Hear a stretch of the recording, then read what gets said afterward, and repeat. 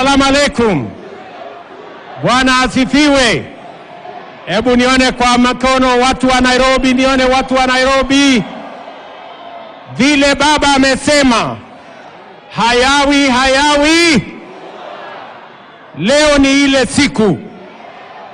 Leo ni ile siku ya kumalizana na ukabila, kumalizana na chuki, kuondoa ubaguzi na kuunganisha Wakenya wote. Mimi nataka niwaulize wangwana wa Nairobi.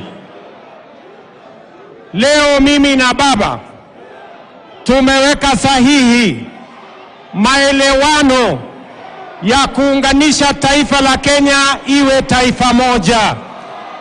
Tulete jamii zote za Kenya pamoja, dini zote za Kenya pamoja, sehemu zote za Kenya pamoja. Na wauliza watu wa Nairobi, munasema tuungane ama tutengane? Tuungane ama tutengane? Wale wanasema tuungane, jameni, nione kwa mkono. Mimi nataka niwaeleze, nimshukuru ndugu yangu mkubwa Raila Amolo Odinga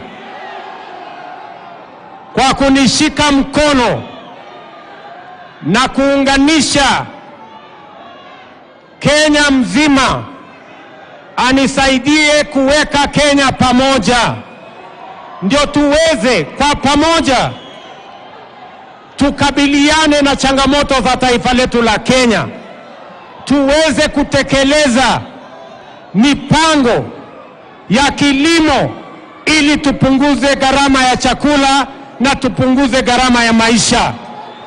Tuungane, tutekeleze ile mipango ambayo itapatia vijana wa Kenya ajira. Tuondoe matatizo ya vijana wa taifa letu la Kenya. Tuungane, tuondoe ukabila katika uongozi wa taifa letu la Kenya, ndio Kenya iunganike na tuweze kusukuma gurudumu ya kupeleka Kenya yetu mbele. Mimi nawashukuru viongozi wale wengine wote ambao tumekubaliana ya kwamba tunatembea pamoja. Na wauliza ndugu zangu, ile mkataba tumeweka sahihi hapa leo sio kwa manufaa ya mtu binafsi, sio kwa manufaa ya Raila Odinga ama William Ruto, ni kwa sababu ya manufaa na interest ya vijana wa Kenya, kina mama wa Kenya, watu wote wa Kenya. Tuweze kutembea pamoja, tuishi katika nchi yenye haina ubaguzi, tuishi kwenye nchi yenye iko na umoja, tuishi kwenye nchi yenye iko na umoja, na tukabiliana changamoto za Kenya, tupige hatua ya kwenda mbele kwa pamoja. Ndio leo jameni, tunakuja mbele yenu kuuliza ruhusa yenu. Watu wa Nairobi, mumekubali tuungane, tushirikiane, tufanye kazi kwa pamoja? Hebu nione wale wanasema tumekubaliana tuungane. Kwa hivyo asanteni sana. Leo tukisonga mbele, hii ni mkataba na makubaliano na ushirikiano wa kihistoria wa kuunganisha Kenya, ili yale mambo ambayo tumetafuta kuyatekeleza na kubadilisha nchi yetu yawezekane, ndio tuweze kupiga hatua ya kwenda mbele kama taifa. Asanteni sana, tunawapenda Kanairo. Tumekubaliana ya kwamba wiki ijayo kuanzia Jumatatu tutaenda katika miradi ya Nairobi County, kuanzia ile Nairobi Rivers Commission. Tunaanza pale Jumatatu, tusafishe Nairobi River, na tuhakikisha kwamba tunawapanga ajira vijana wa Nairobi. Asanteni sana, tunawapenda sana, tunawatakia baraka ya Mungu. Thank you very much.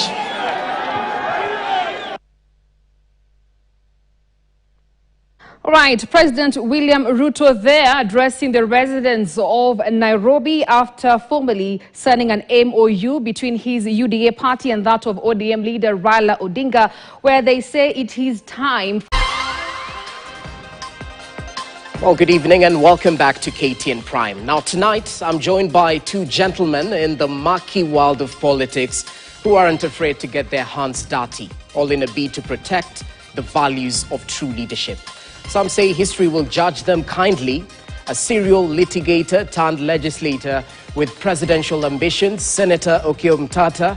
Thank you for making time. And the man who played a key role in blowing the lead off their Danny Dillings has been a vocal critic of SHA and other government policies that aren't doing what they're meant to do, better the lives of Kenyans. Kisii Senator Richard Onyonka, thank you so much for your time and welcome to the studios.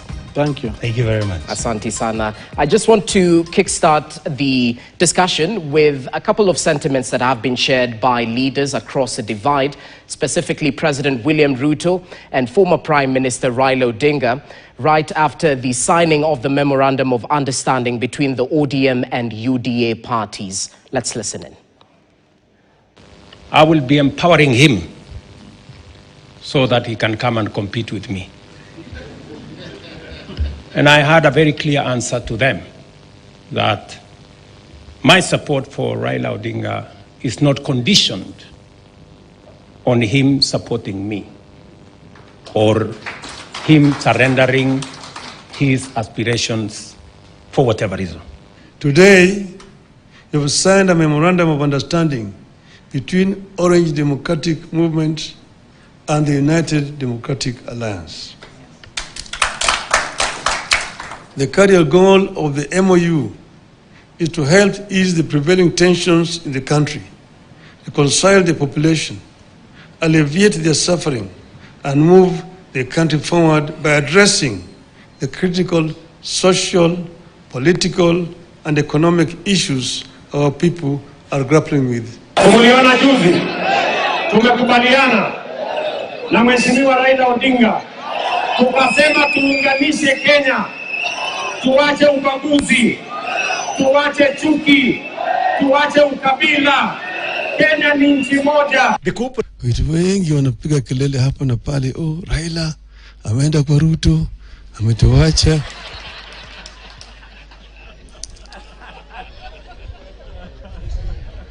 Mimi sijaenda kwa Ruto. Ruto amekuja kwangu. Mimi nimesema mimi nibaki, msimamo yangu haijabadilika. Kitu muhimu zaidi mpaka zaliwe mpaka sasa mimi nakuwa napigania haki ya Wakenya yote. As I committed to the people of Kenya, I believe in the rule of law. I do not believe in the handshake stories. I believe in an accountable government held to account by a responsible opposition. Well, just to clarify, the last soundbite by President William Ruto was a while back in 2022, right after the general election, saying he believes in the rule of law and doesn't believe in handshakes. Well, today, Raila Odinga clarified that he didn't go to President William Ruto. The president is the one who came calling. But whichever way you look at it, it has ramifications in the political landscape in the country. I'd like to begin with you, Senator Onyonka, because this MOU has been signed by two foremost leaders in the country. Using the president's own words, has this pact, this MOU between Ruto and Raila, created, quote-unquote, a mongrel of a government where no one knows who's in the executive and no one knows who exactly is in the opposition? You mean this thing they signed? Yes. It's nothing. It's two pieces of paper which have no legal backing. There's no constitutional mandate or any other responsibility that they utilized to express their wish. And whatever they are asking that we need to change in the country already exists in the Constitution. Follow the law, don't kill people. Make sure you are prudent in your financial management. Make sure that corruption is fought thoroughly. Make sure you provide your people with medical services, water, good roads.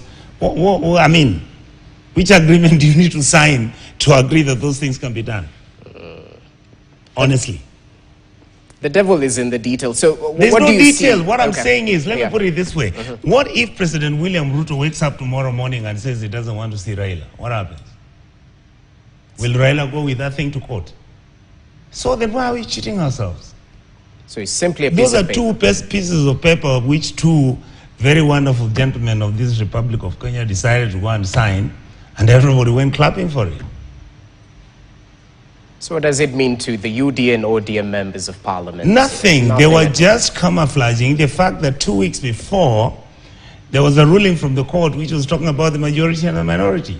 And they were not honest enough with themselves to agree that actually Azimio, which now includes Kalonzo and everybody else, was going to take over government at the parliament. Yeah. So they had to come up with something. Now that something for me looks like it's stillborn. In fact, I'm really, really happy on what Raila is saying. Jacom, a clever man must change his mind. I love what he has said. You cannot take this country and leave it the way it is. This country is in a mess. And we know that. People are pretending. Which country in the last 5 years have you seen where young kids are picked and they are hacked, abducted, and they're thrown into water storms? Down the drain and down rivers? Where? That's not normal stuff. So will this cure any of that? Nothing. No, but the PR is good. You know, Okay. the two guys are laughing. They're calling each other brother. You remember one was Muganga, the other one was a thief. You know, all that stuff. You know, it tones down the Kenyan mentality and how we feel. Now, how I wish that they would take these brotherliness and friendship that they have built, and I want to see a time frame on what they want to do within the law. Anything they want to change that is going to change the very structure of our constitution, please, let's go for referendum. Okay, Senator Mtata, I'd like your take on this because there are questions on who exactly gains from this Ruto-Raila deal. If you look at the 10-point agenda that they agreed upon, did it truly need or necessitate a coming together of these two political leaders or political rivals turned allies? Could it have been enacted or ironed out without an MOU? Well, thank you for the chance. First of all, of the 10, 9 are already in ordinary laws. Yes.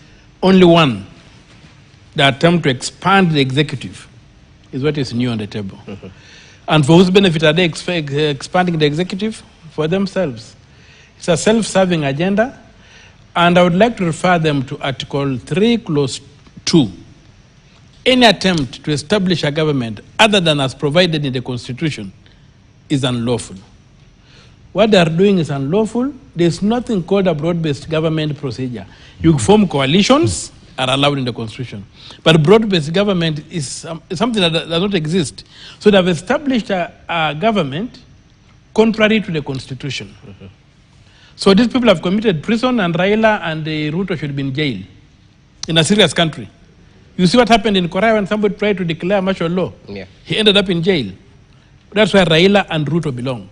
Because of Article 3, Clause 2. You cannot establish a government other than as provided in the Constitution. And the attempt to expand the executive is self-serving. There is false narrative of uniting Kenyans. Kenyans are the most united people in this world.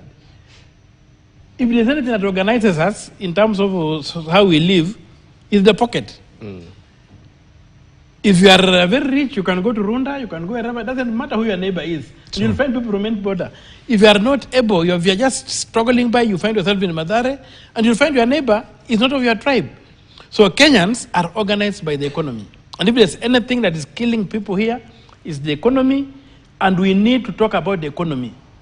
There's a prattle that is coming from the president and the prattle from Raila is not going to improve the economy of this country. We are very poor right now at 1,900 USD dollars per capita per year, or 240,000 per year. If you divide by 12, you find that we are doing about you are having an income of per capita income of about, is it 20,000? So, if you, about 12,000 shillings. Now, 12,000 shillings per month can hardly do anything for anybody. So they should be telling us what they are doing to move our economy from being that poor to at least 30,000 USD dollars, or at least everybody having about 3 million shillings per year. What are they doing to do that? Nothing. And that they cannot do from the rooftops of vehicles, from MOUs. They have to come back and institute fiscal discipline. We must begin running this country based on the budgets passed by Parliament, not on the whims of the President. And this idea that government is for stealing and is something that is not good. What happened when Raila Odinga and William Ruto signed that MOU was to cement the fact that they are a government of outlaws by outlaws for outlaws. And that's a government we must destroy. In Parliament, we must say, with my brother, we must launch a fight to kick these people out of the oversight committees. They cannot be in the executive and still at the same time be in the on the oversight and be on the opposition. So we must start that fight in the Senate. We must throw them out of the opposition. Absolutely. They go to the other side, because Raila cannot come to us holding this bottle. He takes it from a freezer and says, this is ice, therefore I don't have water. I'm carrying ice, I don't have water. That's arrant nonsense. Raila is having water, he's drinking water, he's eating, he's right inside the Kenya Kwanza formation, and he cannot claim anything else. So, and as we tell him, Wajinga Kenya waliisha, ama walikufa wote. Because Kenya is so difficult for Mjinga to survive. So Wajinga waliisha Kenya, and what he's doing, he cannot pull wool over our eyes. He has chosen his side, he has made his bed, he must lie on it. He will not pretend that he's not part of the mess that is a Jubilee. And I've always used this analogy that Kenyan politics, the Kenyan polity is like a big prison where every 5 years, the prisoners are given an opportunity to choose the chief warden. So the wardens get into a very vicious fight of promising prisoners how they can, if they made them the chief warden, how they'll improve the life within the prison. Maybe if you may get it regularly, allow some TV, allow more time in the sunshine. All right. But none of them says they're going to destroy the prison. So when there's an attempt to destroy the prison, like the Gen Zs are trying to do, to say that this time we want good governance, we can't go with these things like that. Okay. They circle their wagons, they go back, they forget about the fight they had about who is the chief warden. They say we are all wardens. There's enough for us as wardens. If the prison goes, our business is done. So Raila has gone back as a warden to join the fellow wardens to ensure that Kenyans stay in the prison so that he can have a job, so that Ruto can have a job, so that the other elite, political elites who have been exploiting us can have jobs and continue stealing from us. So, but at this time, the prison break cannot be stopped. Unfortunately for them. That's why now he's realizing, trying to come and masquerade that he's part of the prison break, but we are not going to allow him back in those ranks. He has chosen his sides, people have died, and there's no playing magic with us again. So, Umtata, when you look at President William Ruto and his campaign-styled development tour in Nairobi County, of course, he's gone into the quote-unquote political bastions of the former Prime Minister Raila Odinga, Kamkunji, Isili, whatnot. And just today, he was on record defending the MOU, saying it's the only way to realize the dreams of the nation. It begs the question, what's the difference between the other handshakes that have been witnessed between Raila Odinga and the former heads of state and the current one we've witnessed with the quote-unquote political acrobat Raila Odinga? Does this boil down to unity, as they're saying, or it's simply political self-preservation? Let me help you. Yeah. We have a state that is broken down. This state is broken down not recently. It has systematically been broken down for a given purpose and agenda. Everything else that is broken down in our system has nothing to do with what you call the public good. What these gentlemen have done, and the political class generally, and I always talk about this, What is it that they can do that is not in the constitution right now? Devolve funds to the counties. Increase that money. By now we should bring 35%. Even with the stealing of the county governments. But just accept that if there was good governance, 35% of that revenue. Right now they're getting 15. My county would be getting about 36 billion shillings. You can't tell me that if Kisii County was getting 35 billion shillings and I got 36 billion shillings a year, you can't remove poverty from that neighborhood. Unless you become part and parcel of the system, and that is how the system works. Some of the stealing that is happening at the county government, some of the money is returned to the top. Look at the amount of money that the central government is managing. Billions and billions of shillings. I've always used this example. At one time, during President Kibaki's time, 10 years of president, he governed with 670 billion. How much do we give the Ministry of Education? 648 billion. And we can't take our university students to university, and we can't give free education. And we have got 200,000 kids.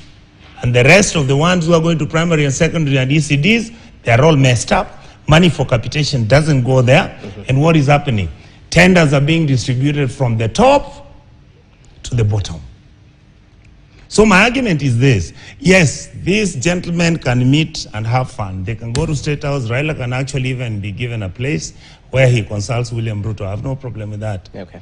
But if this system continues the way it is, where we are withdrawing 1.4 trillion shillings in 7 months, and you can't get it, where we are losing 104 billion shillings from the same SHA, where right now it's individuals who are collecting monies that are getting out of SHA to be approved to health facilities, which the county governments are going to reclaim the money, and they are told there's somebody who has to come and approve it. And it's not a Kenyan. And you can run 60, 70 things like this that are going on. The other day I was talking about how university land is being sold. Now the universities are owning up. Bomas of Kenya has gone. Now the president comes and says, oh, by the way, we got a fantastic person who's coming to make this one of the world's biggest. Why did you do it within the law? Why are you breaking our country down to become just another banana republic?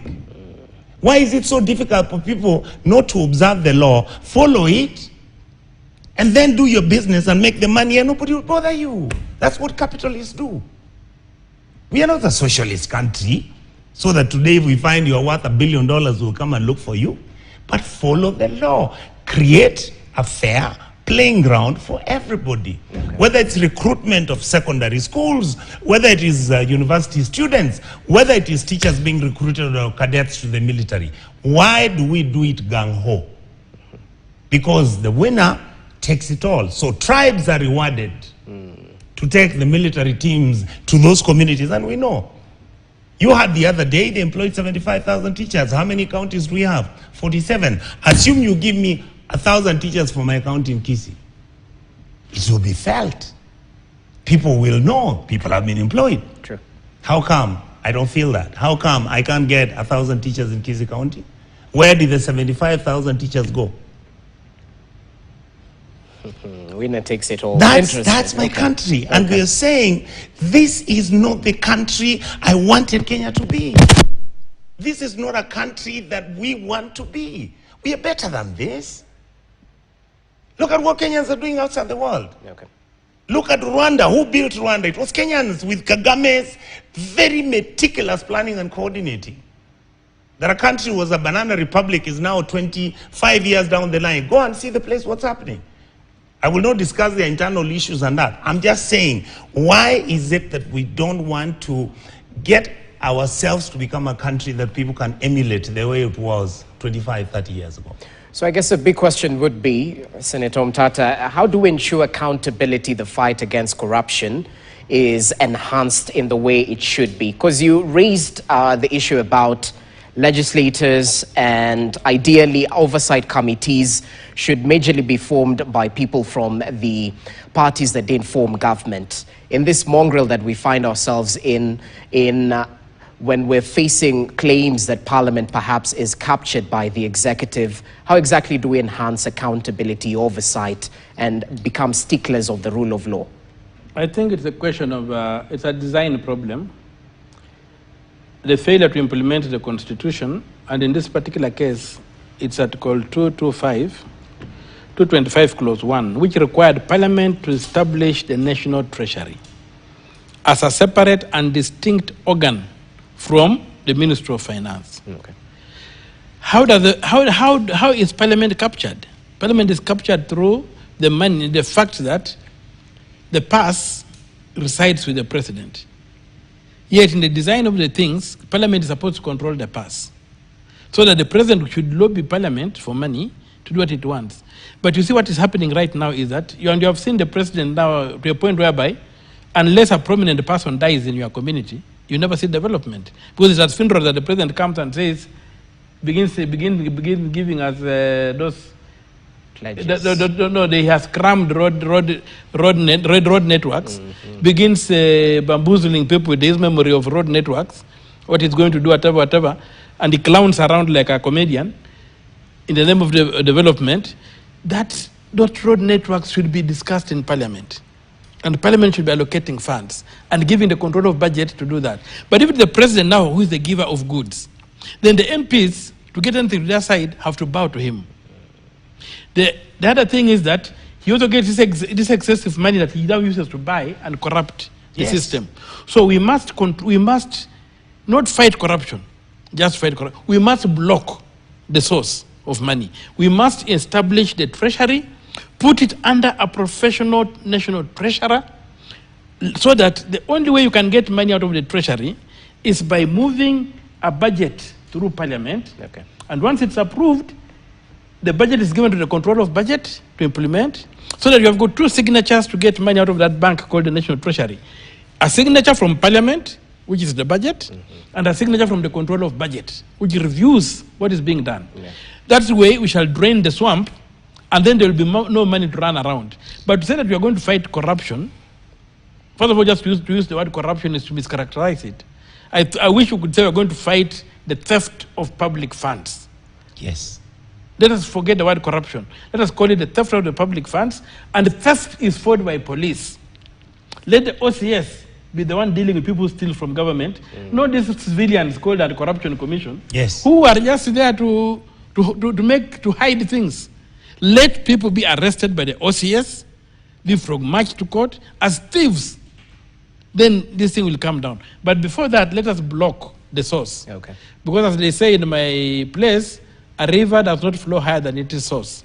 Let us fix the source. Let us lock up public money by separating the treasury from Ministry of Finance. And you know, the Ministry of Finance is controlled by the president. Yes. He appoints the PS, he appoints the CS. The CS. They work at his pleasure. Once these people control the treasury, the president has got the treasury as his pocket money. That's why he can go anywhere and he say, nimta 200 million, nitaweka hapa, nitajenga barabara 200,000, nitajenga. Kwani pesa yake? Huwezi kujenga. Ni bunge inatakana ijenge hiyo barabara kupitia kwa budget. Yes. If you look at the statement of actual revenue and net expenditure that is published by the treasury every end month, if you hold it in one hand and take the budget that Parliament passed, there are two different things.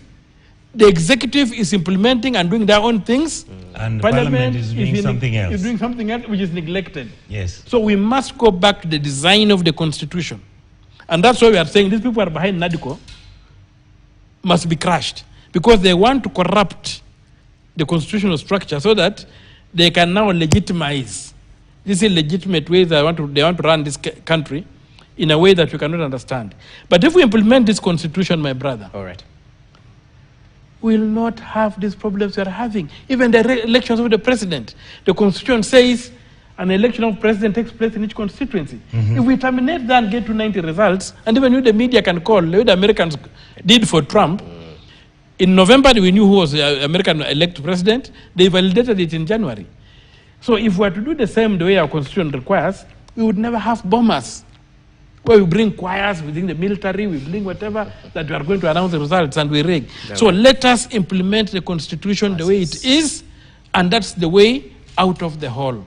But I'll tell you, these two gentlemen have no agenda of developing this country. I've looked at it as the Neo Manifesto. It had no formula of developing Kenya. I looked at the Kenya Kwanza Manifesto. It had no formula of developing Kenya. That's why I did not join any of the camps. They are masqueraders. They are after power as an end in itself, not as a means of unlocking the potential of this country. So when you look at those two manifestos, it's bullshit. Nothing in them. Empty. Tabula rasa. So we must get to a point whereby we have development agendas that are comprehensible, that can tell us this is the money. Okay. This is what we are going to do. Yeah. This is the outcomes we're going to get. All right. But just platitudes. Nonsense. That's what is running this country. Nonsense. Okay, some unprintable words, but the message is received. So in 30 seconds, Onyonka, is a political goodwill there to enact some of this good words we're hearing right here? Fight against corruption, or it's simply a masquerade, as Umtata mentions? I am always trying to be an optimist, yeah. But as time moves on, I keep asking myself, what is it that is actually wrong with us? I have very meticulously, you see, when Umtata used to chain himself to the courts and he screams about the Constitution, and many of us would laugh at him, because to us, what is it? This is sweet. I mean, Kenya is the most beautiful country in the world. I mean, that time when I was an MP boss, you are getting into a flight and you're flying out to Australia and you're there for 2 weeks and you're paid 3 million shillings and you're like, this is sweet. What you do not remember is that this is money that would have paid for medicine for a poor lady who has got only malaria and she can't afford medicine of 20 bob. Then your conscience has to prick you. Then I started looking at this guy and I'm like, what is this guy about? Now when I came to the Senate is when I faced what he talks about. Everything in our government today is about a deal. You want to buy the syringes, you get a deal. You can even get fake ones. You want to go to KEMSA and you try to buy medicines, they bring expired medicines and sell to KEMSA, and they change the plates and the barcoding which is on the medicines. And the medicines are sent over to, just imagine if that was you going to get that medicine in that dispensary. So we must begin to interrogate ourselves. Okay. That yes, you can make money at KEMSA, but don't sell to us expired medicines. I mean, some people are packaging this drip water. Some guys are putting this, and it's sold to hospitals.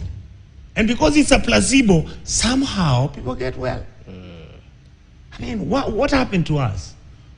This okay, don't laugh at me. This is what I keep telling my friends. I said to you, everybody, people are behaving as if this country is a big party where guys are on holiday, and whatever you can grab, that is it for you.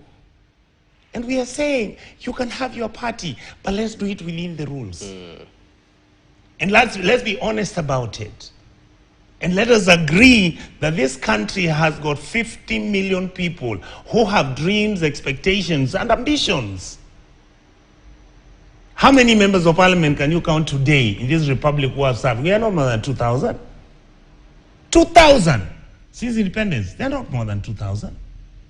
Then how many Kenyans do you have today who need services? They are close to 49 million.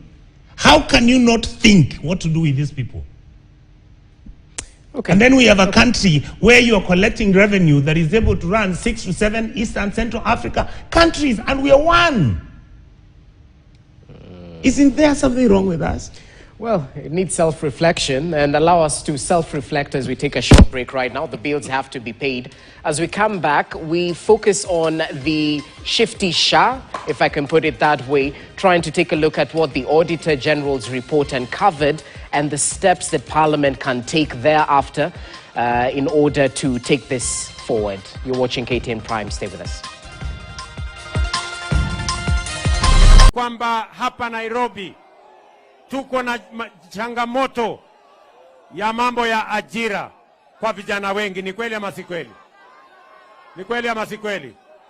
Na sababu hiyo ndio nimeanzisha ile mradi ya Nairobi River Regeneration, mahali tutaajiri kwa sasa vijana 40,000 tayari vijana 22,000 wanafanya kazi, lakini juzi nimesema tutaongeza vijana wengine 18,000.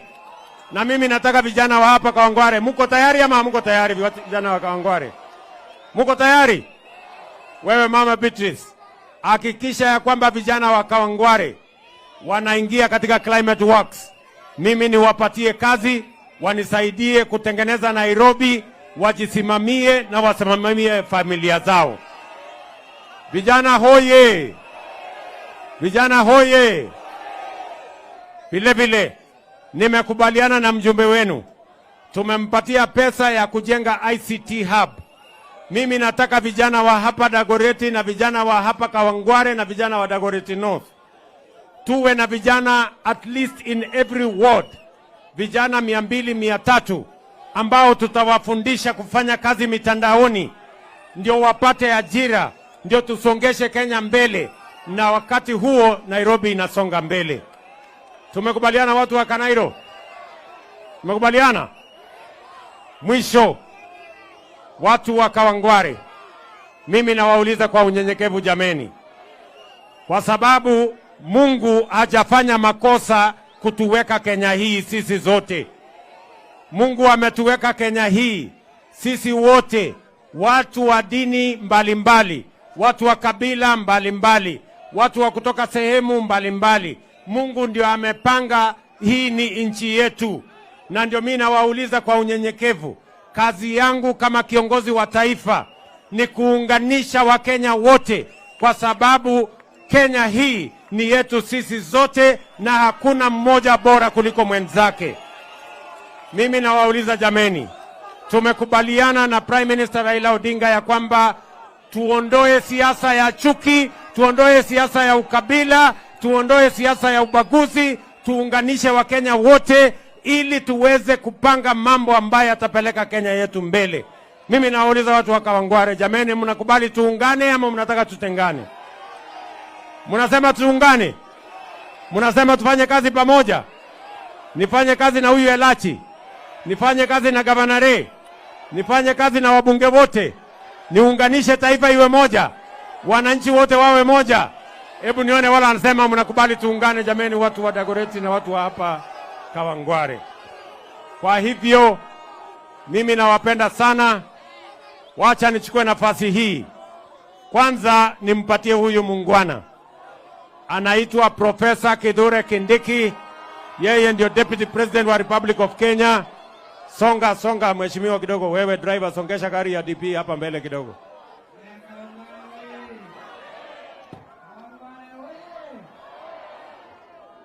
Kama mlivyosikia, leo tuko hapa kwa mambo ya maendeleo. Tumekuja hapa kwa sababu ya programs ya serikali ya kuboresha masoko, ya kuleta ICT hubs, ya kutafuta nafasi ya kupanua uchumi wa taifa letu la Kenya ili vijana wetu wapate kazi. Ndio umesikia rais ameongea mambo ya hiyo mradi ya Nairobi River Regeneration ambao vijana zaidi ya 40,000 watapata nafasi ya kazi. Mambo ya affordable housing vile vile itatengeneza nafasi ya kazi, wale watafanya digital jobs kwa mitandao vile vile, na wale wengine watafuata nafasi katika nchi za nje. Jambo la pili, rais amesema ya kwamba serikali hii ili tuharakishe maendeleo ya Kenya lazima tufanye kazi kama viongozi tukiwa pamoja, kwa sababu nchi ya Kenya ni yetu sisi zote, na hakuna kabila, hakuna dini, hakuna sehemu ambayo ni bora kuliko ile ingine. Tukae kwa umoja, tujenge Kenya yetu na tutengeneze nchi yetu. Mwisho kabisa ni kwamba mambo haya yote ambayo tunafanya yataenda kuleta manufaa kwa kila mwananchi. Mambo hii yote itahakikisha kwamba mambo ya Nairobi na mambo ya Kenya imekuwa bora. Asanteni sana, Mungu awabariki. Basi pia nimeambiwa kuna soko hapa ya Kawangware, na mimi naambiwa ya kwamba wale wenye soko wamekubali tujenge hiyo soko ndio itoshee watu wa Kawangware hapa. Kwa hivyo mimi nitatuma waziri wangu Alice Wahome akuje hapa, akuje aongee na hawa watu, na nitatoa shilingi milioni 200 niwajengee soko ya Kawangware hapa, ndio nyinyi muweze kufanya biashara mahali kuna usafi na mahali kuna mambo mazuri. Ni sawa si sawa? Ni sawa si sawa? Basi wacha nimuite mama wetu, Mama Elachi awasalimie. Panda hapo Mama Elachi. Aya, wana Kawangware tusalamiane kwa hiyo. Bwana Yesu asifiwe. Mumefurahia rais amefika? Mumemkaribisha? Munamwambia sisi tunapenda amani, amani, amani. Na hii soko Mheshimiwa Rais itakuwa open market, isiende gorofa. Hapa iko watu wengi wanaweka vitu zao, tukubalie waingie wote ndani. Kwa hiyo open market, wasaidiane wote huko. Tuko pamoja hiyo? Ijengwe hivyo? Mtakubaliana hiyo? Tumesema asante sana. Wacha nimpatie Njogu.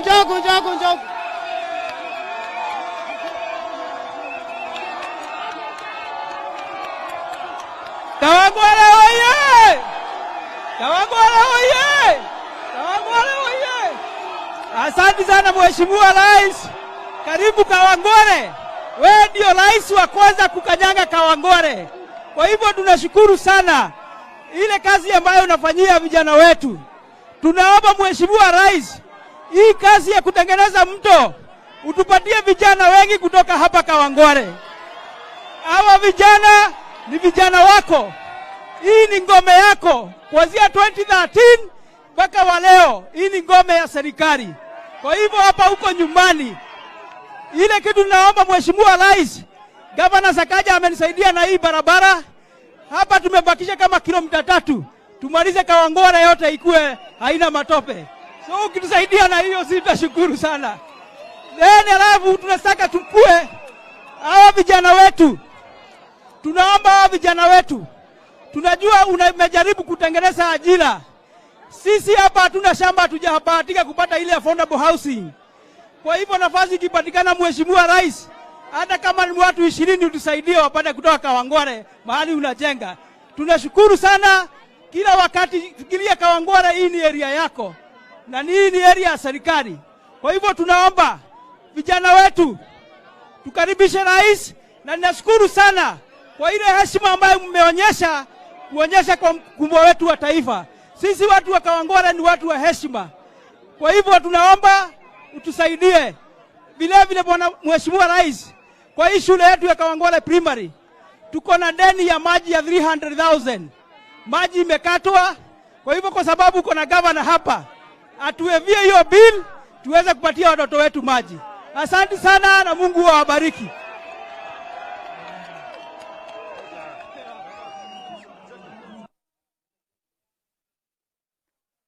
Asante sana Bwana Njogu. Mimi naona huyu MCA wenu ni mtu wako na mtaratara mzuri sana. Ni kweli? Bas wewe MCA, sasa baadaye utaniona ndio nipange mambo ya hii watu. Si umesema unahitaji nafasi ya ajira ya hawa vijana? Sasa tutapangana na wewe. Hawa watu wakae chonjo. Si namna hiyo? Na hiyo wewe Njogu, hiyo bill umesema ya hospitali ya maji, hiyo bill ya maji, mimi nikitoka hapa uanguke na mimi ndio uende ulipe hiyo bill ya maji, si ndio? Uende uanguke na hiyo bill, sawa sawa. Mimi niko na gavana wetu, jameni, Gavana Sakaja atusalimie. Kawangware! Wapi Mbwekse ya Kawangware jameni? Mbwekse, Mbwekse, Mbwekse. Watu wa Kawangware. Sawa, tulia. Nyinyi mnajua watu wa Kawangware mimi nawapenda sana. Wakati ambapo tulikuwa tunakuja kampeni hapa, hii barabara ilikuwa ni mbaya sana. Si ni kweli? Si barabara tumetengeneza hii. Sasa ni soko ndio imebaki. Na soko vile tumekubaliana itatengenezwa ili watu watoke kwa njia. Watu wote watoshe hapa ndani tufanye kazi pamoja. Sawa sawa? Si watu wote wanadishi shule vizuri? Na vijana wameingia Green Army. Si ni sawa? Mungu awabariki. Nairobi inajipa, na vile rais amesema ameshirikiana na baba ili sote tuwe kitu kimoja Nairobi hii na Kenya yetu. Mungu awabariki na Walombo Tov, na wapenda sana. Asanteni sana.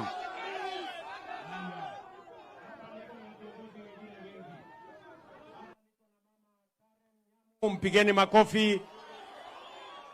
Hapa niko bwana Mushiri, deputy governor wetu wa Nairobi. Hapa niko na bwana Karauri, mjumbe wetu wa kutoka Kasarani. Hapa niko na KJ, mbunge wenu jirani wa hapa Dagoretti South. Hapa niko na pale niko na bwana Oluoch, mbunge wetu wa kutoka kule Mathare. Pale nyuma niko na Mwenje, mbunge wetu wa Embakasi West. Na niko na viongozi wengine wengi.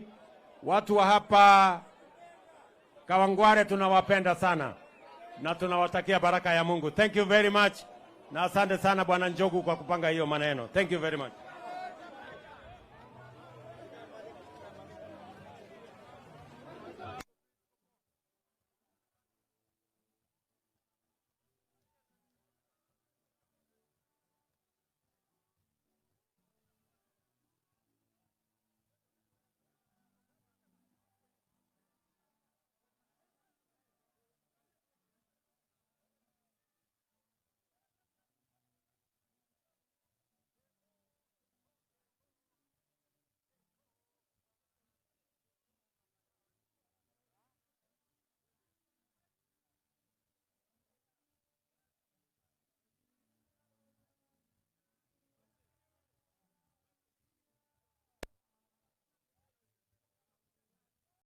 Bonus. Na sisi tukashukuru, for the first time wakulima wetu wamepata bonus.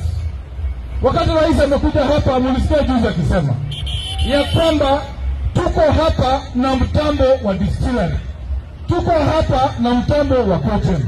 Tukitaka tufungue dunia hii, uchumi wa hapa ubadilike, tuhakikishe ya kwamba hivi viwanda vyote vimefunguliwa. Wakati huo investor amekuja hapa kufungua, mliona juzi MCAs wanapewa pesa kuchukua vijana kwa barabara kusema hizo vitu zisifunguliwe.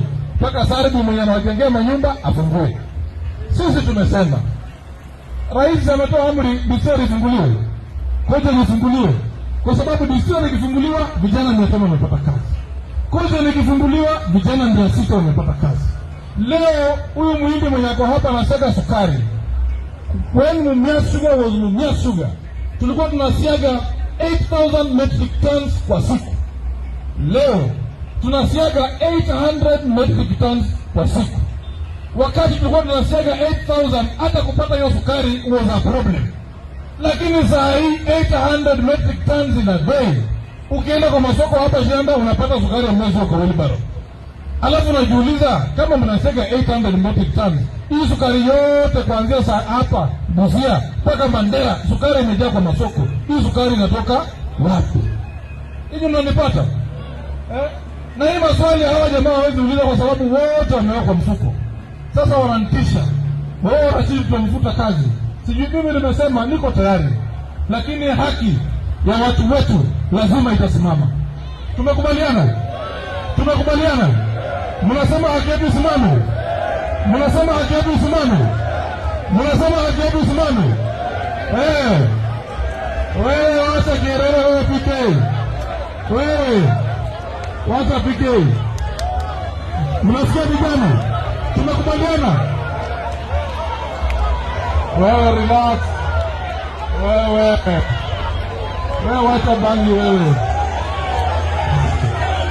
Tuendelee tusiendelee. Tuendelee tusiendelee.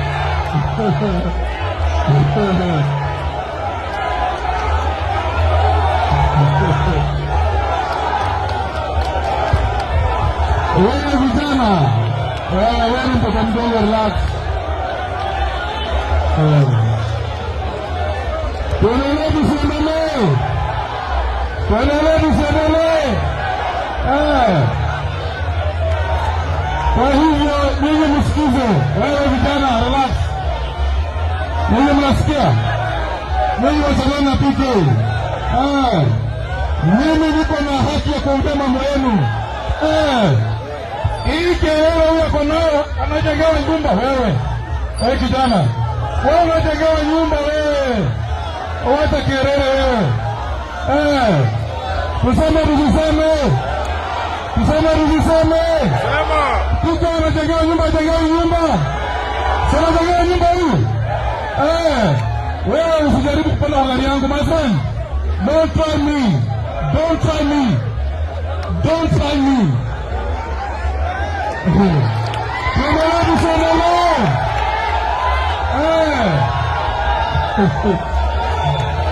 Huyu anajengewa nyumba huyu. Hatuwezi kubali. Haki ya watu wanaendea mpaka itasimama. Niseme nisiseme. Kwa hivyo watu wangu sikizeni. Ninyi mnasikia? Ninyi mnasikia? Mnasikia? Mmechoka? Mmechoka? Mmechoka na PK? Mwambie tulie. Relax. Hawaje tuongea maneno. Na kama ana maneno za kuja sema. Hawaje kielele. Nimekuwa kwa hii game kabla leo. My friend. I sat in the cabinet of Kenya, my friend. You will have to respect me. Kwa hivyo watoto wetu mnasikia? Nyinyi msitishwe. Na mnajua mimi si mtu wa kutishwa. Mimi ni mtu wa kutishwa. Mwambie huyu mbunge wenu, mimi si mtu wa kutishwa. Kwa hivyo mambo ya Mumias mpaka Desemba, si ndio? Okay, nimesikia ndugu yangu Senior Oyola. Najua wale wajui wameingia bunge juzi. Huyu ndiye amekuwa Attorney General ya bunge kwa muda mrefu sana. Alitolewa tu na kuu. Ajua iko wakati walituweka hapa, nikiingia bunge siku yangu ya kwanza, aongea kama una kizungu kubwa. Walikuwa watu wa kizungu kubwa kama sita wakaweza kuongea, sisi tuweko huko kando. Lakini Mungu ametusaidia sasa hivi watu wa Kiswahili pia wako na nafasi. Asante sana Oyola. Ule jamaa mnono, iko jamaa mwingine hapo upinzani. Unajua hakuna kitu mbaya mtu mnono kama ni muongo. Mtu muongo afadhali mwili kama ikipeleka kidanganya wewe unaona wewe huyu jamaa mwili yake imeruhusu wewe kudanganya.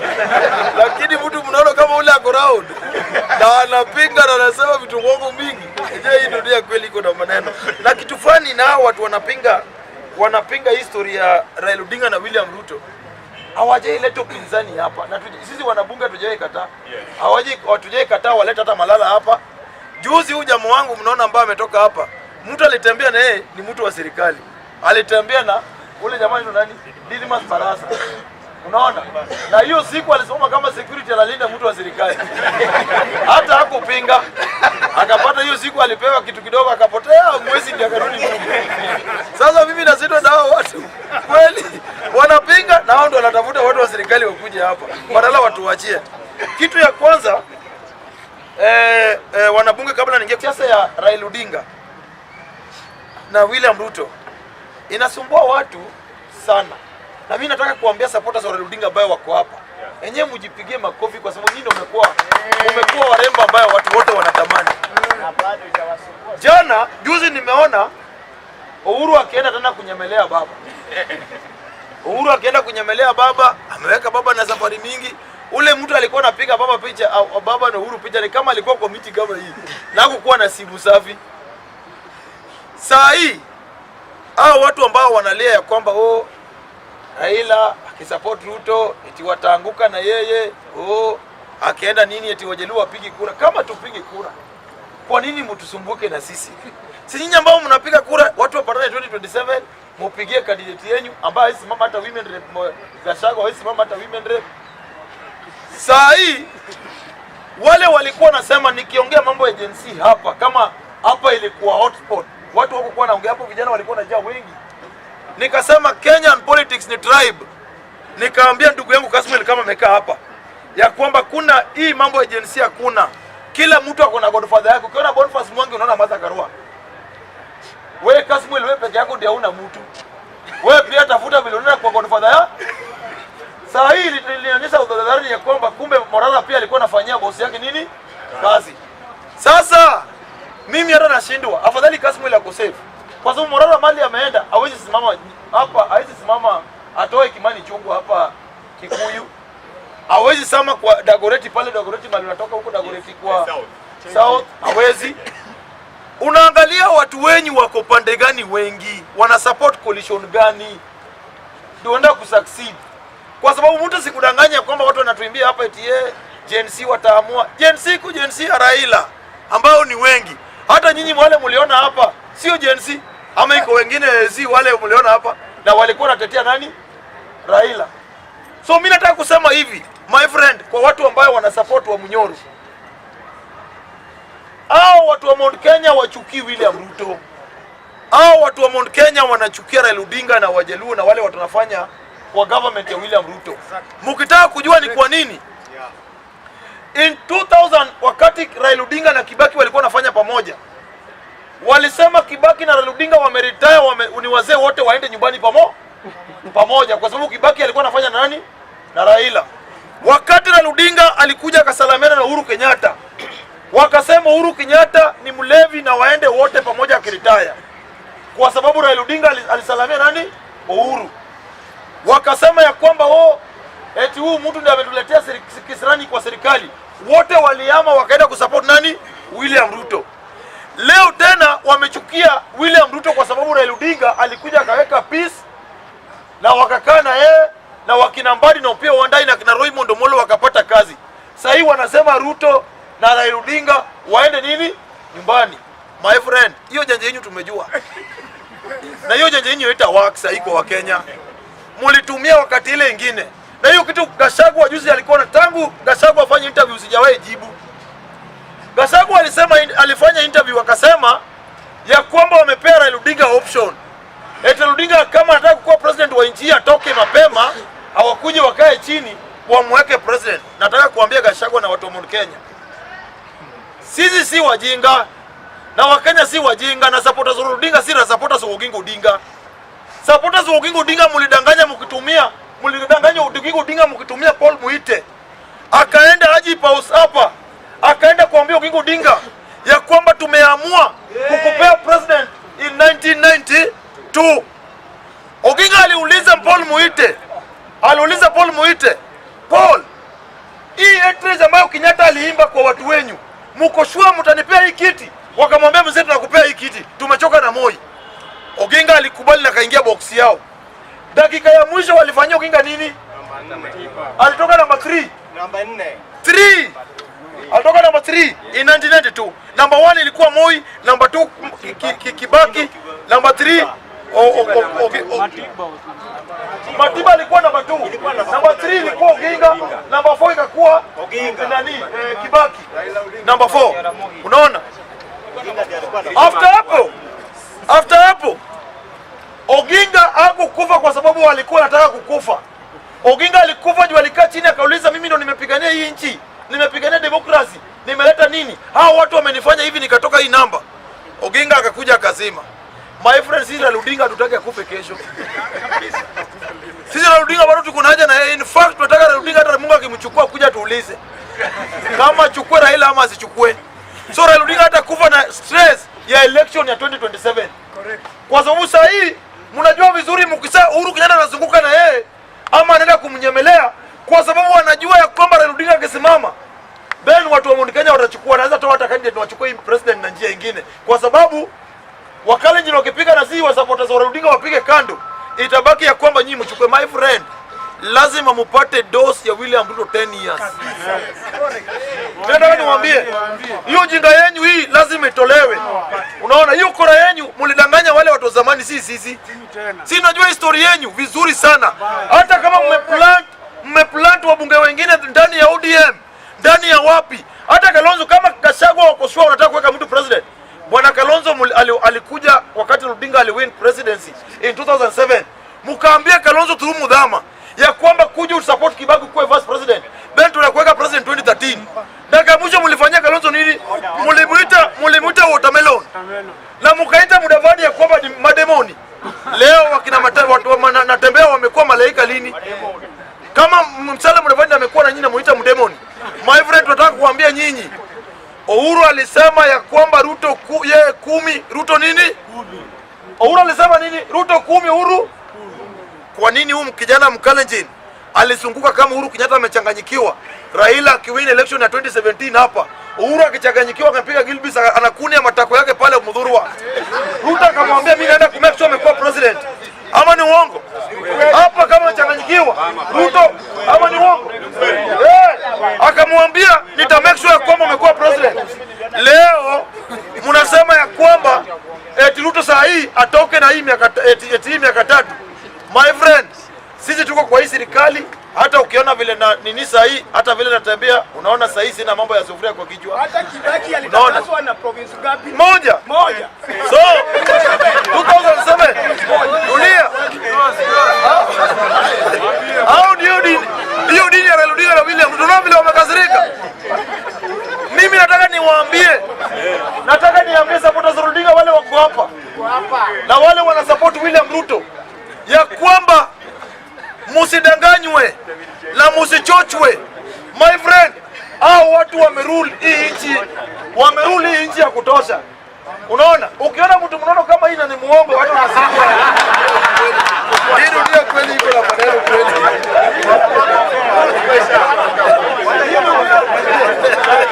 Hii ndio kweli, hii iko na maneno. So mimi nataka niwaambie hivi wanabunge na Wakenya ambao wana watch ya kwamba hakuna mtu amechukia Mount Kenya. Ni Mount Kenya wamefanya Wakenya waanze kuchanuka dhidi yao. Na ukora mingi, alafu walikuja wakawekwa kama wazungu. Unajua wazungu walikuja wakakaa chini, wakaona tuweke aje mkono ya Mungu. Eti mkono ya Mungu lazima ikuwe tu mweupe. Nywele Yesu lazima kuwe mweupe na kuna nywele refu. Alafu sura mbaya ya Shetani ni ya Muafrika. Hivyo ndio Wakikuyu walikaa chini wakasema eti hao ndio wako wengi. Hao ndio walichukua historia ya kwamba hao ndio walipigania uhuru.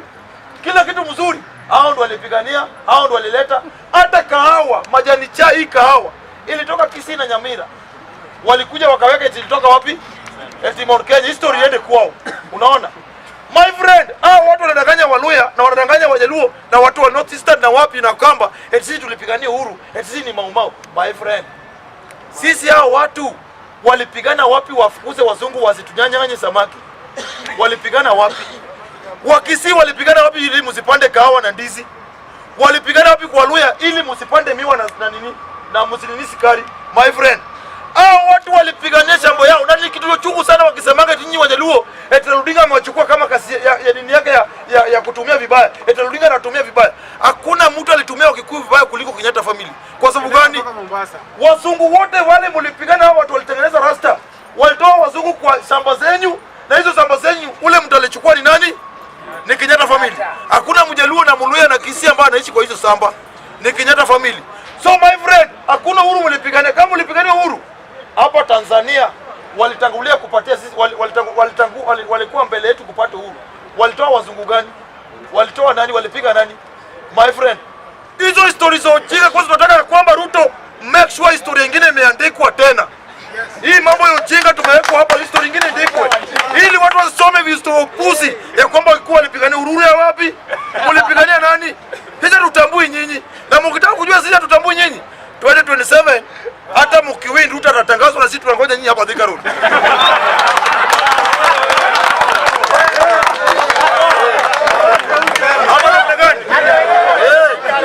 Kama nyinyi kweli, kama nyinyi ni watoto wa Mau Mau, 2027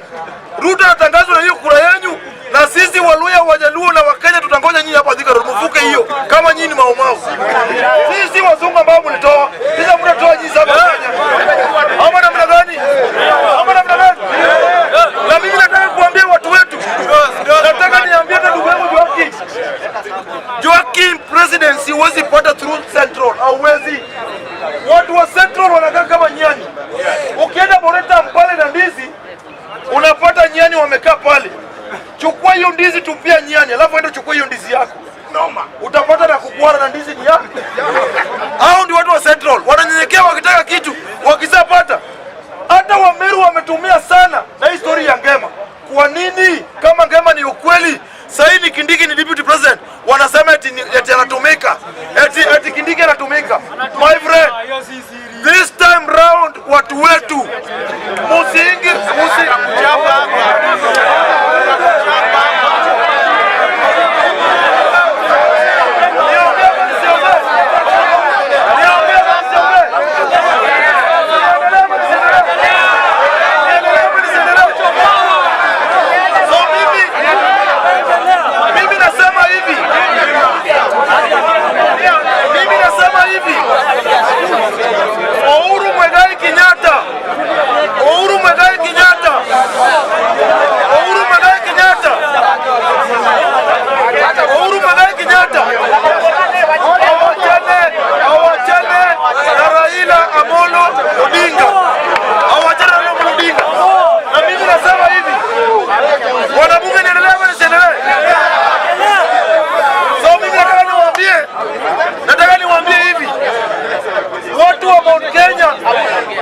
Wacheni Uhuru Kenyatta, wachana na Raila Odinga, kwa sababu kama ulikuwa na powers ungesika Chebukati uweke mahali upea Raila Odinga uongozi.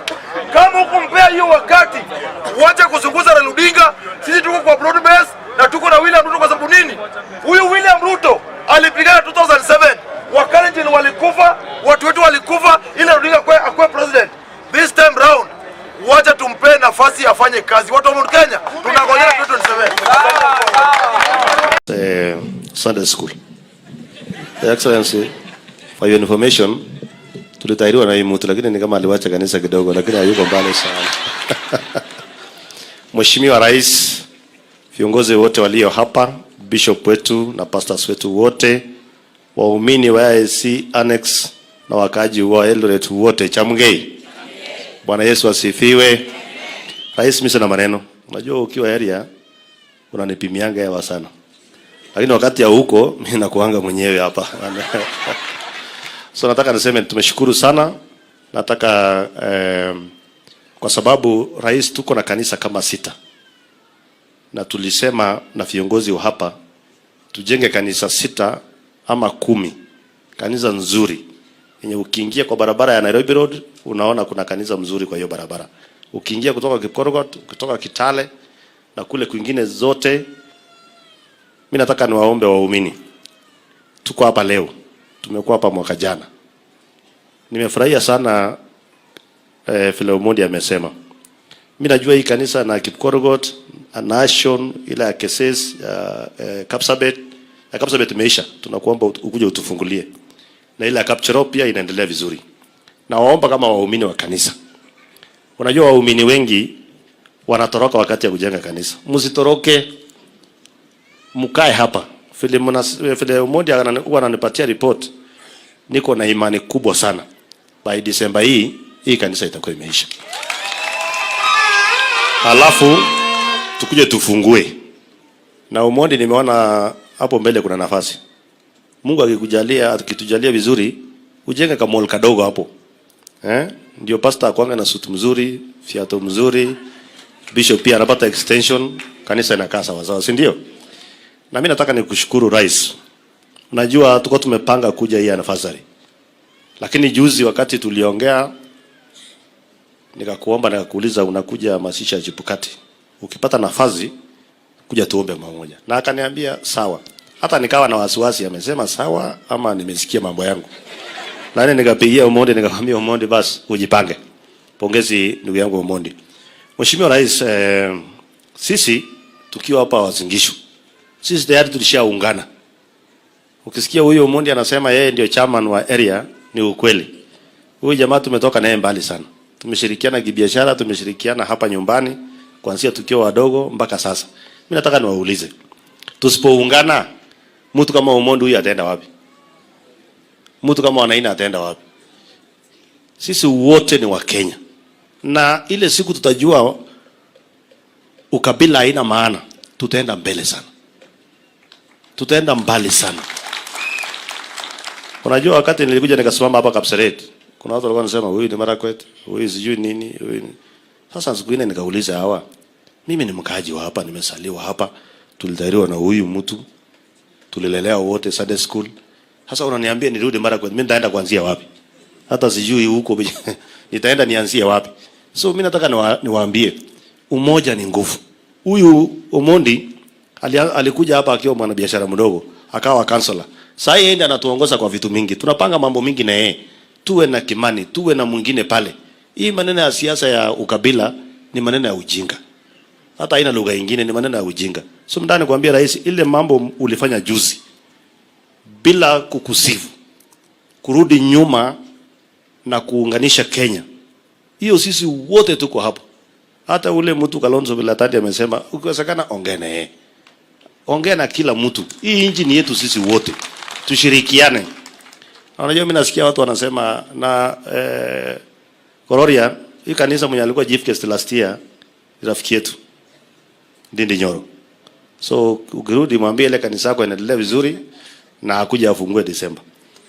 Najua Your Excellency, hata Central Kenya, unajua mimi naambianga watu wa Central, kama kuna Mkenya kabisa halisi mwenye afai kuongea kuhusu ukabila ni mtu kutoka Central. Kwa sababu ukienda Turkana yeye ndiye anaongoza biashara. Ukikuja hapa Eldoret yeye ndiye anaongoza biashara. Ukienda kule Kisumu yeye anaongoza biashara. Lakini unasikia kuna mwingine anasema sisi watu wa mlima. Sisi watu wa mlima, msiguse mlima. Sasa unashindwa. Unajua ujinga haina dawa. Dawa ya ujinga ni wananchi waamue waseme let us get rid of this guy. Na ndio mimi nataka niwaombe sisi wote kama Wakenya tushikane na tuungane. Na tusikuwe na hii tamaa ya kusema ati rais akiwa wenu sasa rais huyu William Ruto ni wetu. Si ni hapa nyumbani. Ile kazi anafanya Central, ile kazi anafanya hapa nyumbani, ile kazi anafanya huko kwa Kenatande, Kenya mzima ni same. Mtu akishachaguliwa unakuwa kiongozi wa watu wote. Huwezi kuwa kiongozi wa kona fulani, unakuwa tena mzee wa mitaa unasema mimi ni mtu wa fulani. Hata hapo Wasingishu. Nilikuwa naambia wewe Julius. Hata hapo Wasingishu, hapa ni Kesesi. Si mimi ndio patron ya hii kanisa. Tuko na ile Catholic kwa Kesesi pia. Sisi wote tuungane. Wacha kusema ati mimi ni wa Kesesi, mimi ni wa Kapseret, mimi ni wa wapi. Tukae na tufanye kazi. Ukipata nafasi ya kwenda Kapseret, enda ufanye kazi. Ukipata nafasi ya kwenda Namko, fanya kazi. So long as you are doing the right thing.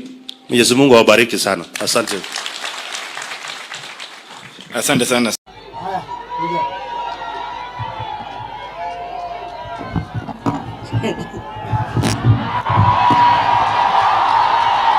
Asante sana familia ya Mheshimiwa Moses Malulu Njendi,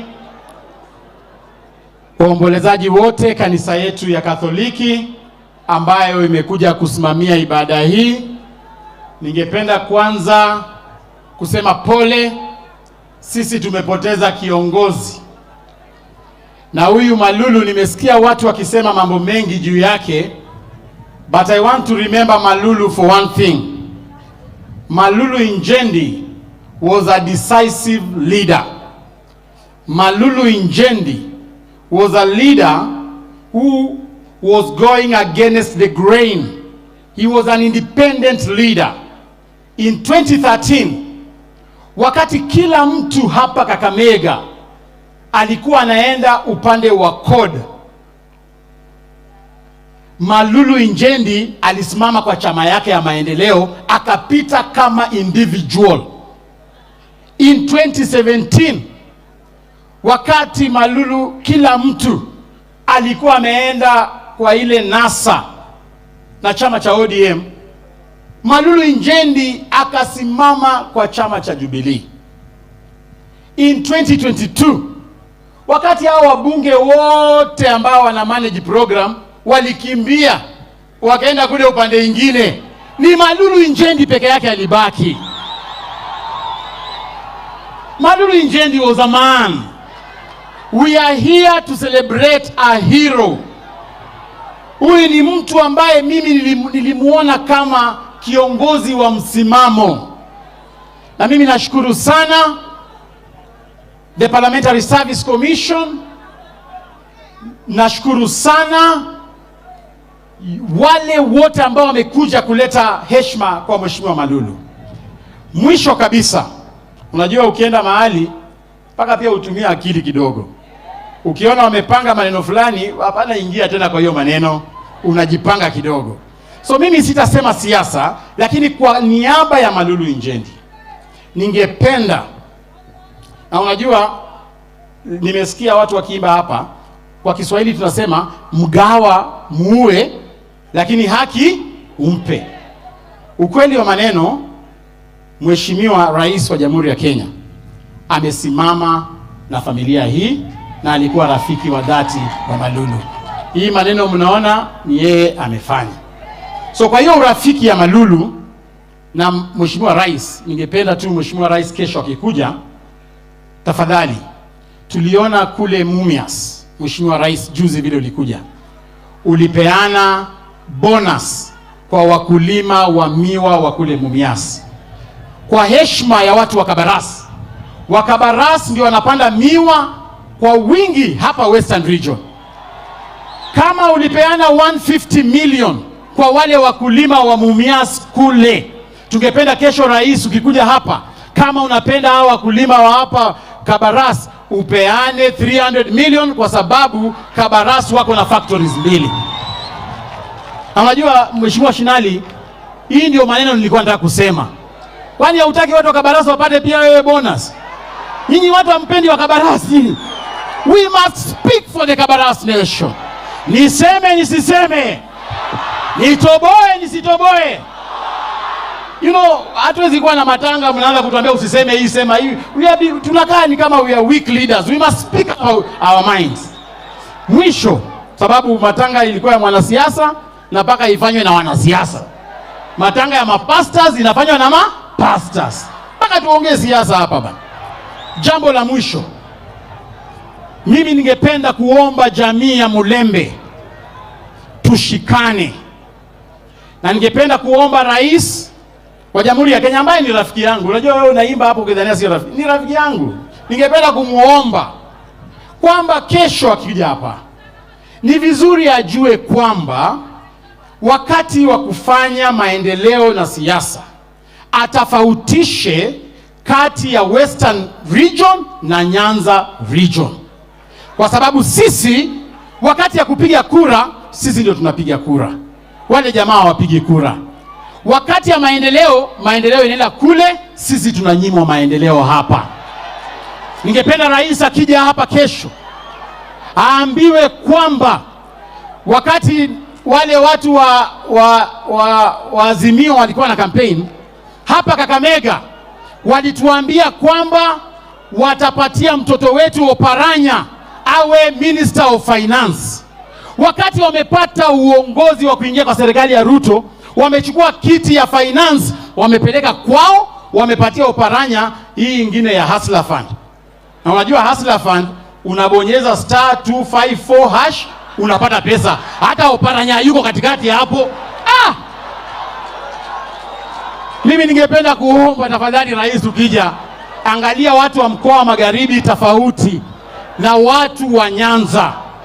Mumeona juzi wametoa mkoa Nangwe kutoka kwa chairperson wa University of Nairobi.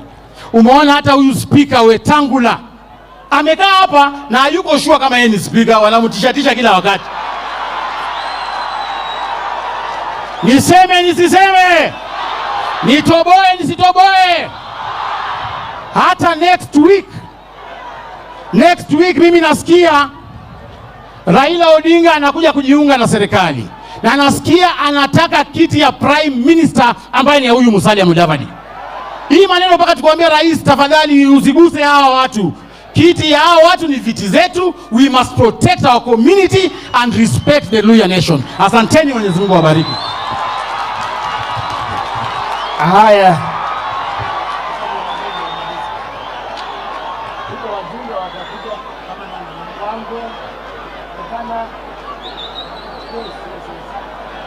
Asante sana. Mirembe bosi. Mogu Wihulanga. Mirembe Jamalulu. Mirembe bosi. Hata wale waporojo waongee. Si tulisema hivyo? Unajua, nataka nilete wale wajumbe wamebaki, mama kaunti bado na seneta wetu. Kuna wajumbe wa Kakamega nataka wakuje hapa kwa haraka, waje waseme. Wajumbe wa Kakamega, MPs from Kakamega.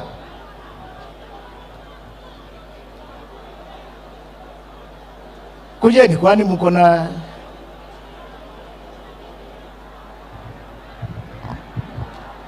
Asante viongozi wa kanisa wakiongozwa na Father Sanga, Waziri Mkuu Mheshimiwa Musalia, spika wetu, pamoja na viongozi wengine wote na wakabrasa. Busia hoye! Magharibi hoye! Wamama hoye! Vijana hoye! Asanteni sana wana wa Magharibi. Wana wa Magharibi, Mirembe! Mirembe handi! Muri moyo! Mirembe swa! Mzembete! Mzembe mia! Asanteni sana. Leo ni hafla ya leo, sio? Leo ni asemea kesho ni. Nataka kwanza kutuma risala ya rambirambi kwa wenzetu kule Turukana. Kule Turukana kuna majangili kutoka Ethiopia wamevamia na kupiga watu wetu wa Turukana na kuwa watu wengi zaidi. Watu wengi wamepata majeraha sana. Na sasa nasema msikiwe kimya kwa dakika moja.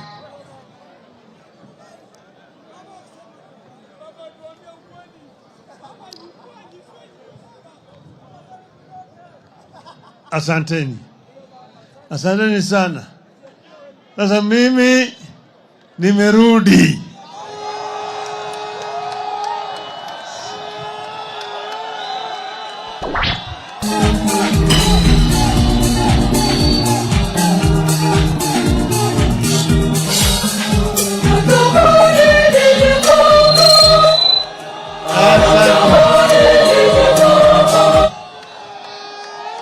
Kwanza nataka kutoa shukrani kwenu watu wangu hapa, nyinyi nyote mlisimama na mimi wakati ile kinyang'anyiro ambayo tukaenda mpaka kule Addis Ababa. Hiyo kampeni tupeleka katika pembe zote za Afrika, mashariki mpaka magharibi, kaskazini mpaka kusini. Tukitembea bara hii ya Afrika, tukatembea tukakutana na viongozi na wananchi wa Afrika, tukaona yale ambayo yanafanyika katika bara hii yetu ya Afrika yote, ile shida ambayo iko, ufukara, shida ya ukabila, ugozi mbaya na kadhalika. Tukaendelea huko mbele, tulikuwa tunataka kujaribu kusaidia kule Afrika, lakini mambo yakaenda mrama. Nilisema tukishinda huko tutakuwa tumefaulu, na hata tusiposhinda tutakuwa tumefaulu, tutarudi nyumbani. Tutarudi nyumbani. Wazungu wanasema east or west, home is. Sasa baba amerudi, sisi tumerudi. Shukrani sana. Sasa leo tunasherehekea miaka 20 ya chama chetu cha ODM. nataka mkumbushe vijana, mkumbuke miaka 20 iliyopita tulikuwa katika hali mbaya katika taifa letu. Tulikuwa kule Bomas of Kenya, ngajua mambo ya katiba. Majamaa walikataa ile katiba mzuri ya Bomas, wakabadilisha hiyo katiba, wakachafua. Kule Bomas waliua yule kijana yetu ambaye alikuwa anasimamia mambo ya ugatuzi, anaitwa Dr. Odhiambo Mbai. Waliingia kwa boma yake mchana, wakakuta kama yeye yako na watoto yake, wakampiga risasi, wakamuua. Naelewa vizuri. Baadaye wakabadilisha hiyo katiba ile ya Bomas, wakaleta ile katiba mbovu ya Kilifi, tukakataa. Wakapeleka kwa bunge, wakapitisha. Tukasema tunaenda kwa ile mahakama ya wananchi. Tukakaja kwa mambo ya referendum, kule maoni. Wakatoa alama mbili, ndizi na chungwa. Ndizi na wale ambao wako nasema ndio ndizi, wale ambao wako na la chungwa, sio? Sisi tukawa wanachungwa. Kwa sababu tulipokuwa katika mkutano kule Kisumu, tukasema hii chungwa itakuwa sasa ni alama yetu na itakuwa ni chama chetu. Tukaanza Orange Democratic Movement, OD. Sasa ODM ilizaliwa miaka 20 iliyopita kule Kisumu. Mtoto akizaliwa, akiwa bado mtoto, ananyonyeshwa na mama. Mama anabeba hapa, sana mnyonyesha. Baadaye kama msimonyesha anaanza kudema, anatembea na nini kule chini, sio? Baadaye anaanza kutamaa, sio? Kutambaa, sio? Baadaye anaanza sasa kukua kijana mpaka anabalehe. Si anabalehe, nywele inaanza kutoka kule chini kwa nyuzi, sio? Baadaye ndevu zianza kutoka. Msichana anasema msichana amevunja ungo, sio? Amevunja ungo. Baadaye sasa akifika miaka 20 si ametosha. Ametosha kuwa na bibi, sio? Hiyo ndio OD. Sasa tumesema siku ya leo tukisherekea baba amerudi, na nimesema nitakuja kuuliza watu wangu wote kwanza mwelekeo. Tujue mwelekeo, sio? Sisi si watu wa kufuata watu hovyo hovyo. Tunafuata watu na sababu. Chama cha ODM ni chama ambayo iko na sera kamili na msimamo. Na vile vile sisi tumekuwa tukitetea haki ya wananchi wa Kenya. Na tutaendelea kutetea haki ya wananchi wa Kenya, sio? Ile katiba tulileta ya chungwa ndio ilileta ugatuzi katika taifa letu. Ugatuzi tumeleta, lakini haifanyi kazi sawa sawa, kwa sababu pesa haijatolewa Nairobi kuja hapa chini. Pesa inakaa mingi kule Nairobi. Tunataka kuona kama pesa inatoka Nairobi ya kutosha na inatumia vizuri hapa katika serikali ya counties. Sawa sawa. Tunataka kuimarisha pesa ya matibabu itoke Nairobi irudi wapi? Pesa ya barabara itoke Nairobi irudi wapi? Chini, sio? Sivyo? Hello?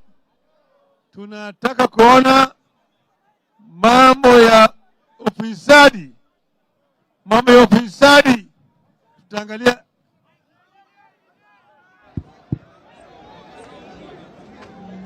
Hello? I'm coming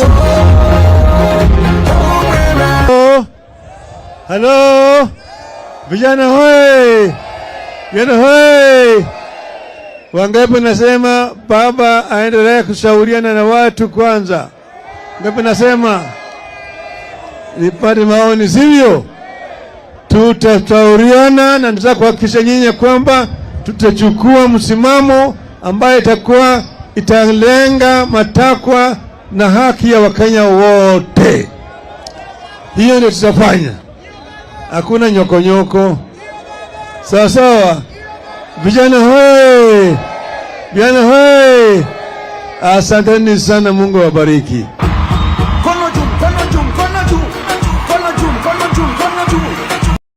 Sawa, gavana ameeleza nyinyi. Juzi mnajua nilikuwa hapa Mombasa, nilipotoka Dubai nikaingia Mombasa na nikawa na mkutano kule Ikulu na Bwana Ruto na watu yake. Alafu baadaye mimi nilisema nitaenda kushauriana na watu yangu, na nimekuwa nashauriana. Vile mliona nilikuwa kule upande wa Nyanza, baadaye tukaenda huko, tulikuwa magharibi na karamu ya juzi kule Busia. Lakini baadaye nikasema nitarudi hapa Pwani. Sasa leo nimerudi Pwani na niko hapa. Hata kesho nitakuwa leo hii ya Pwani nikishauriana na viongozi. Nimewaeleza ile swala nyeti ambayo tuko nayo katika taifa letu. Tunavyojua nchi yetu iko na changamoto mingi sana wakati huu. Watu wengi wanapata shida, gharama ya maisha imepanda, bei ya bidhaa ziko juu, hali ya elimu vile vile kuna changamoto. Kwa upande ya matibabu vile vile mnaona shida ziko pale. Kwa upande wa ajira kwa vijana na kina mama vile vile kuna shida mingi zaidi. Saa yote yanataka yatatuliwe. Isipotatuliwa watu watazidi kuumia kwa muda mrefu zaidi, na hii si mzuri sasa kwa watoto wetu, kwa mama wetu na wazee wetu. Sasa tunaangalia ni kitu gani ninaweza kufanya ili maneno yatatuliwe. Hii ndio changamoto ambayo iko hapa, na nimeeleza hawa jamaa mambo zingine ambayo sisi tunatia maanani sana. Mambo ya ubaguzi ya kikabila ambayo kupika wakati wa ajira mtu anabaguliwa kwa sababu ametoka kwa kabila ambayo haitakikani. Tunasema tunataka kila Mkenya apewe fursa sawa, kwa sababu Wakenya wote wanalipa ushuru. Hakuna Wakenya ambayo hawatoi ushuru. Kwa hivyo tunasema rasilimali yetu mpaka yagawanywe kwa njia ya usawa. Pili ni mambo ya ufisadi ambayo imeenea sana katika taifa letu hii. Ufisadi inaleta hujuma ya mali ya umma na inafukaisha taifa. Maana yake unaona deni imeenda juu, lakini watu wanazidi kutoa ushuru, lakini deni vile vile linazidi kupanuka. Mambo ya ufisadi nataka yaangaliwe vivyo. Mambo ya nne ni mambo ya ugatuzi. Ugatuzi tuliweka katika katiba hii yetu ya 2010, lakini hii ugatuzi haijafanya kazi vile tulikuwa tunataka. Lengo ya ugatuzi ni kuona kama huduma mingi ya hapa chini inatekelezwa na serikali ya counties, lakini sisi tulisema ati ili kitu inaitwa provincial administration haitachukua nafasi ya ugatuzi. Lakini naona sasa watu wanazidi kuimarisha provincial administration na ugatuzi inasheta. Manake kuna huduma zingine ambayo imegatuliwa kikatiba, lakini pesa haitoki juu kuja hapa chini.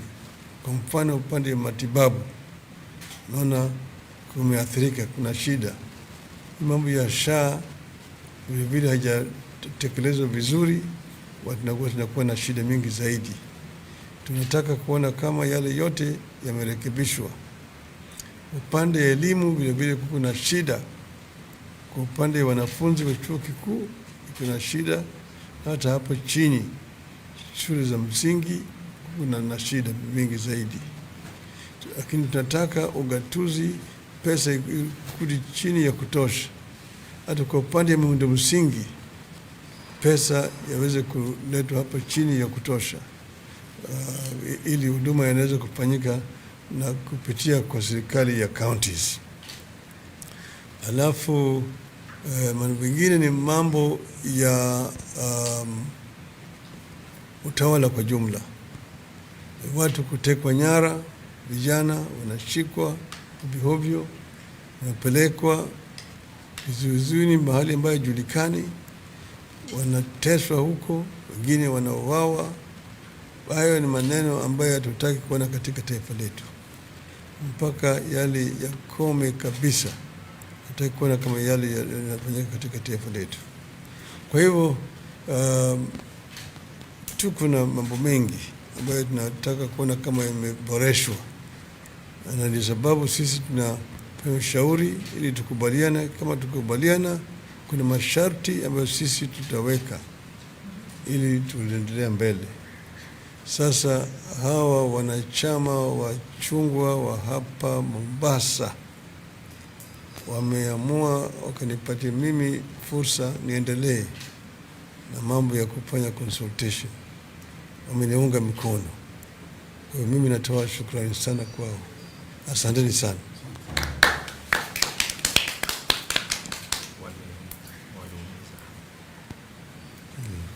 Tumesema wale vijana ambaye walipata majeraha na wazazi wa wale ambayo waliuawa ile mwaka wa 2023 wakati wa ile maandamano ya Azimio na ya mwaka jana ya Gen Z, nataka wapewe ridhaa au jamii yao wapewe ridhaa.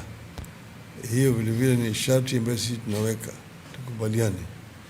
Lakini vile muhimu zaidi ni ya kwamba yale maneno ya kome yasikiwa inaendelea katika taifa letu. Sawa. Thank you very much.